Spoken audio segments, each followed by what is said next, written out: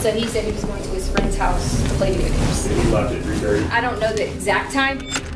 In the frozen stillness of a Colorado winter, a darkness settled over a quiet neighborhood where the laughter of an 11-year-old boy named Gainan was silenced forever.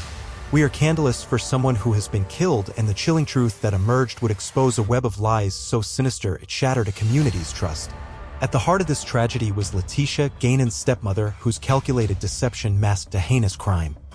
So then when I get downstairs, he had one of the guns, and I was terrified.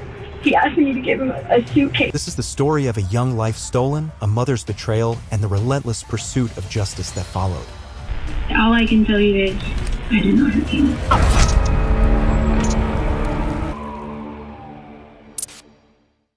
On January 27th, Letitia sent a text to her supervisors at Widefield School District 3 in the early morning hours, claiming she couldn't work because her stepfather had died in a hit-and-run accident. The excuse seemed plausible, but it was the first thread in a tapestry of deceit.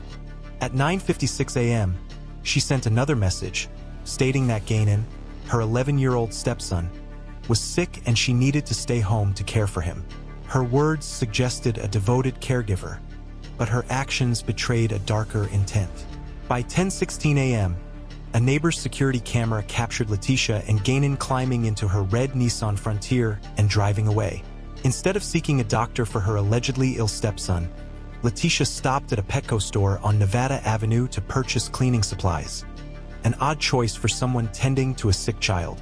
By 2 p.m., they returned home, but Letitia's behavior raised suspicion. She backed her vehicle deep into the driveway, a departure from her usual routine, as noted by family and friends. It was as if she were shielding something from view.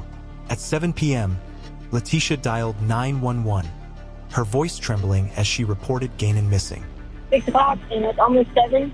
And we went to all his friends' house. He said he was going to be at his friend's house, and they said he wasn't there, and the other one said he never came there. So I don't know any other people to call and ask. And I talked to my husband, so I told him I had to call you guys as fast as I could because I don't know anyone else here that he could be. And he's only 11. She claimed he had gone to a friend's house to play but never arrived, and she had checked with his friends, who confirmed he wasn't there. He's only 11, she emphasized. Did he take his bike? No. Okay, because somebody saw a little kid on a bike. They posted it, but I didn't know if he brought it. Well, he didn't, unless he took it sooner and brought it back because Lena ends up getting the bike. What color is the bike? Dinner. Blue And he didn't and black. know. They thought he was at his friend's house. He was like, Yeah. There's They never one went to his picture friend's someone house. said he was on, Okay. and he was making the switch. Noting a report of a child seen riding one, but she was vague about whether Gainan had taken his. Her evasive responses set off early alarms for investigators. Okay, because you weren't in here in the beginning, right? I didn't know if I had that box cutter and all that stuff in there because I told him about he dropped the candle last night. Oh, okay. And I thought I must have picked it up. I was just making sure. I didn't want you to be like, oh, just a box cutters. But yeah, I had to cut this, and I told them I wasn't even going to tell Dad, and I was going to figure out a way to put this in there from the situation, but. At least you got a carpet. Yeah, Right, I just took it and covered up with the carpet and stuff like that, but.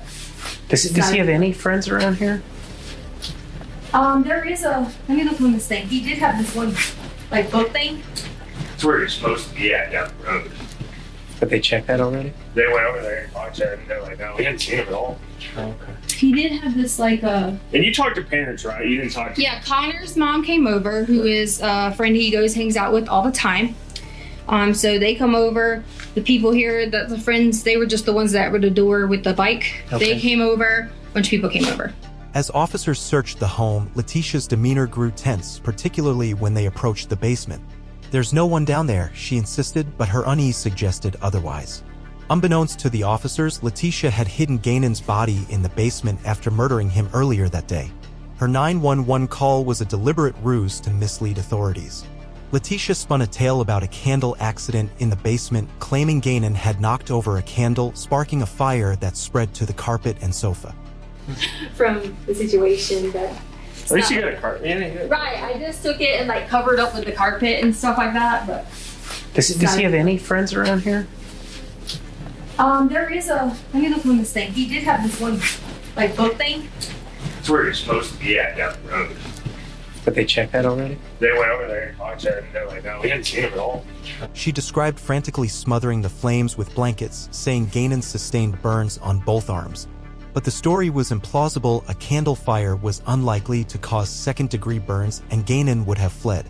Her mention of blood on his arms contradicted earlier statements to her husband, Albert, hinting at a more violent cause of injury. He told me it was just his arms. So I didn't see anything that would have thrown a flag that I had to be like, oh my God, emergency or anything like that. But if his arms was bubbling, that's not an emergency?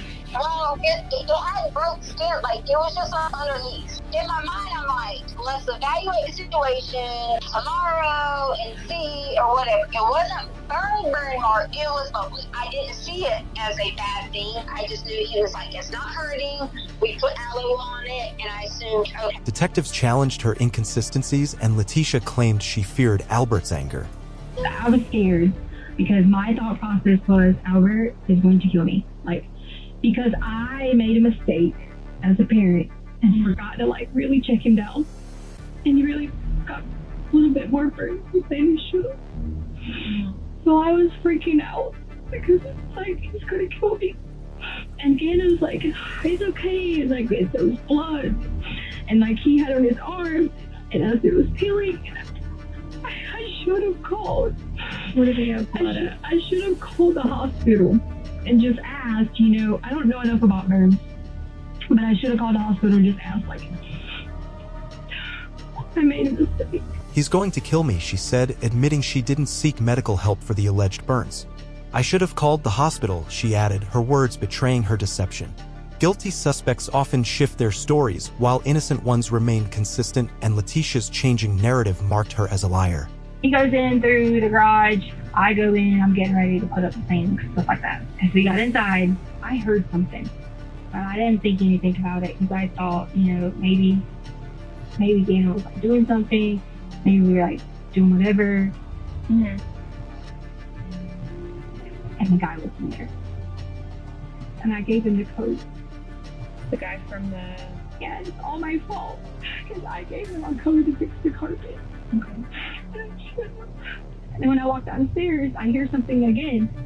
Well, at that point in time, Gana was on the sofa and I saw him. And I heard something again and I walked on around and he was standing in there. He had on gloves. In the storage closet? Yes. Okay. He had one of the guns. Okay. I was terrified. Okay. So terrified.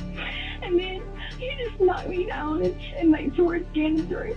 And he was hitting on me. It was like hard, like on the ground. Surveillance footage confirmed her Petco trip for cleaning supplies, inconsistent with caring for a sick child. Her decision to back her vehicle into the driveway suggested an intent to conceal something. Got there, that was the only reason I said those things to him, was just because I was out of anger and out of like hurt and not being able to have like support. It was nothing to do with like me saying those things to him was just being just, what is the word you want to call it? Selfish or facetious or whatever you want to call it. I did have like originally initial different thoughts on certain things, and that was me trying to like basically read him and try to figure the situation out. So I understand that you may have heard those or whatever you may have heard, and that's okay because that totally was not. Her phone revealed deleted searches about poison ingestion, Alfred please, and phrases like find me a new husband or rich guy to take care of kids. Letitia dismissed these as casual browsing, but they pointed to a cover-up. Swallowed poison. Did somebody actually swallow poison? Poison? I don't know. I always click things and read them. No one Did somebody swallow it? No one swallowed any poison. Okay. You will never forgive me and treat me like a princess. You'll never know when it's too late. Oh yeah, I mean, I always search for things when Albert was gone. What is an offered plea? Did you figure out what an offered plea was? Offered plea? Yeah. I think somebody asked me that and I probably searced it. Do you know what it is? Yeah. You remember? What did you remember? I don't remember. I just remember something. Because someone was writing down a line. So if anyone wrote something online, I looked it up. Just like the other day, someone wrote something about FBI coming or something, and During transport to a county jail, Letitia complained of officers hurting her arm and restricting her breathing.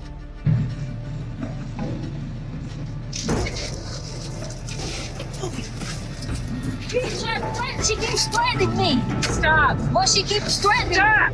Stop it. Well, she keeps on threatening me. I have stopped it. She keeps on. She got out of the restraints. She keeps on. Threatening me. Put your arm down. I will for you. She keeps Put threatening your arm down. Put your arm down. Well, she keeps threatening me the whole time. Tisha? I will with you. I said I would with you. Give me your arm now. Well, I said I would with you. I said I would with you. I said I would with you. I'm just asking to breathe. That's it. It's to breathe. That's all I want to do is breathe.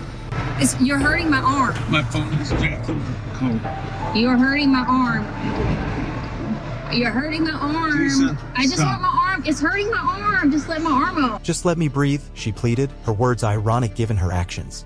We are scandalous for someone who has been killed, and her complaints rang hollow. Detectives urged her to reveal Ganon's fate, but she clung to her lies. I need to know something about my son. I need to know something about Ganon. Do you know if he's safe? Do you know, is he safe? Where is he at? Do you have anything? And if I kill Gannon, really?